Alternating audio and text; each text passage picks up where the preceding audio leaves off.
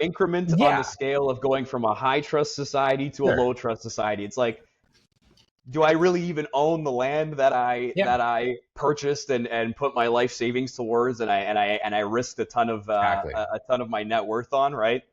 Right. Yeah.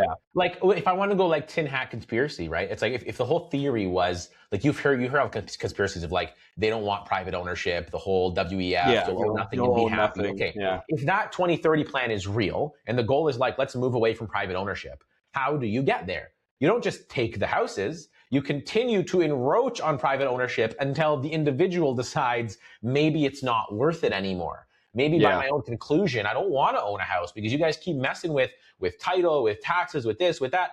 I don't want to do it anymore. And so they're trying to push you to your own conclusion. And it's just like the gun bans. Like the gun bans didn't start with like, you can't have guns. It starts with Yeah. like, oh, you have to register these in a different way. And then it's like, okay, you have a handgun, you can keep them, but you can't transfer them and you can't sell them and no one else can have them. And then it's like, oh, and if you have these, you can keep them in your house, but you can't take them out anymore. And just slowly until you just don't do it. And so I think they're doing the same thing right now. I think there's a legitimate attack on real estate. And so for better or worse, I mean, as an investor, it creates an opportunity because definitely there's buying opportunities. If you have the risk appetite and you want to bet against this and think it's not going to actually go through in any substantial way, now is a good time to make those plays and to move into areas where everyone are fearful of doing, right? And take those gambles. But for me, it's just frustrating to see it. I'm sure for a lot of homeowners in the area, it's frustrating. And the question, like we do a bunch of residential investment in Ontario and we keep joking, but not joking with each other of like, how long until we see that in Aurelia? How long until it comes across Midland? How long until a big chunk of Muskoka somehow gets swallowed up?